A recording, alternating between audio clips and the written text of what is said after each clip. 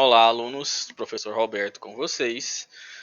Estudo online 4 da disciplina Algoritmos e Lógica de Programação. Neste estudo, vamos iniciar com um problema para que a gente possa compreender a necessidade de se usar estruturas de repetição. A gente vai começar com o problema de calcular a média de um grupo de 10 pessoas. A gente já sabe resolver esse problema com o que foi aprendido até o momento. Para isso, vamos entender o enunciado. Escreva um programa para calcular a média de idade de um grupo de 10 pessoas.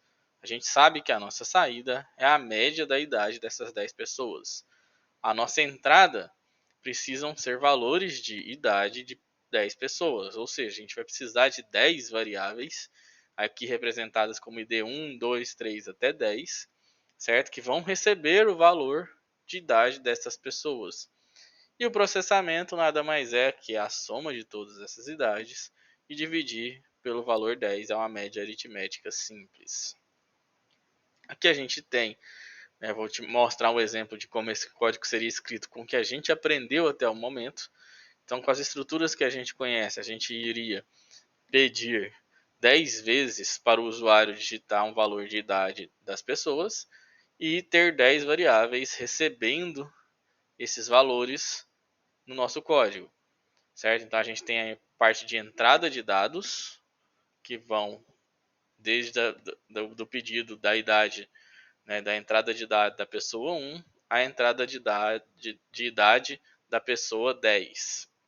Em seguida a gente tem a parte de processamento e a saída de dados é a média dessas pessoas.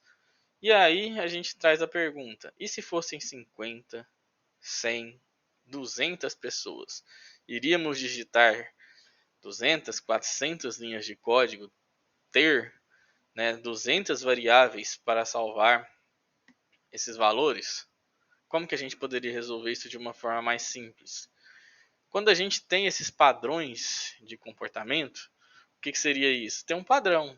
A gente vê que algo, padronizado se repete várias vezes dentro do código. E é aqui que a gente pode trabalhar com as estruturas de repetição.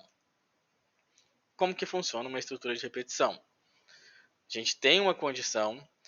Enquanto aquela condição é verdadeira, nesse exemplo, a gente vai executar um bloco de código. Ou seja, esse bloco vai entrar no que a gente chama de loop ou laço. Ele vai ser executado enquanto essa condição não se tornar falsa. Ele vai ser executado várias vezes, de forma repetitiva. Quando a condição se torna falsa, nosso programa segue executando o restante do código. Sintaxe Java, while condição. O while, certo, é enquanto em inglês. Essa é a primeira estrutura que a gente vai aprender. Olhem para esse programa. Esse programa é um exemplo simples, um exemplo para mostrar a tabuada de um número n. Ou seja, o usuário vai entrar com o número n, certo? E esse número será impresso multiplicando pelo valor 1, 2, 3, 4, 5 até 10 para representar a impressão da tabuada desse valor n. A gente pode reescrever isso de outra forma. A gente pode colocar nesse código um contador e a gente vai ter a entrada desse número e quando a gente for multiplicar, ele vai multiplicar o valor n pela variável c. E essa variável c vai sempre receber c mais 1, ou seja, ela vai ser incrementada.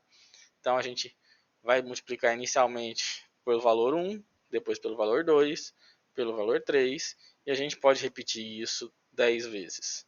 É uma forma de se escrever esse código. E a gente está vendo que tem uma repetição e a variável c está sendo incrementada. A gente pode utilizar uma estrutura de repetição para que a gente não precise escrever esse código diversas vezes.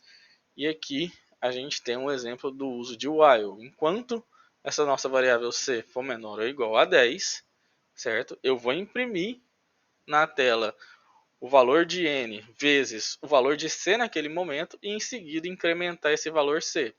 Ou seja, esse valor c, todas as vezes que esse laço for executado, ele vai ser incrementado em 1. Ou seja, até o momento em que ele for menor ou igual a 10, a gente vai imprimir n vezes 1, vezes 2, vezes 3, vezes 4, vezes 5, até 10. Quando chegar em 10, essa condição se torna... Quando chegar em 11, essa condição se torna falsa, e aí o código terminará a execução, esse laço finalizará. É importante que a gente entenda alguns padrões de instrução que são bastante utilizados nas estruturas de repetição. Um deles é o contador. Ele geralmente tem a seguinte forma: é uma variável, certo? Recebendo o valor dessa variável mais 1. A função dele é contar quantas vezes, né, aquele laço foi executado. Ele vai contar quantas vezes passamos por aquele mesmo bloco de código. Que é um exemplo, né? A gente tem um código que vai imprimir os valores de 1 a 5, de 1 a 6. Na verdade, ele imprime de 1 a 5. Enquanto ele for menor ou igual a 5, ele vai imprimir. Porém, a variável x termina no valor 6. Quando ela recebe o valor 6, aqui x é igual a 5 mais 1, que é 6. Volta a testar a nossa condição. A nossa condição é x menor ou igual a 5, ela não executa novamente. Qual que é a minha recomendação aqui? Escrevam esse passo a passo na mão. Escrevam esses valores na mão. A gente não tem tempo para fazer isso nesses vídeos. A gente vai fazer isso, esses testes de mesa que a gente chama, nos nossos encontros semanais, para que vocês compreendam o passo a passo da execução dessa estrutura de repetição. A gente tem um outro padrão de instrução que é o acumulador. O acumulador ele tem, né, uma forma normalmente do variável recebe o valor daquela variável que já está acumulado ali, mais um valor que vai ser somado a ela, mais uma variável que vai ser somado a ela, certo? Aqui a gente tem o exemplo, façam o passo a passo, certo? A gente tem inicialmente o C valendo 1 e a soma, né, o S, aqui o acumulador está valendo 0. O acumulador vai ter uma entrada de idade 10. A partir da segunda execução daquele laço, certo?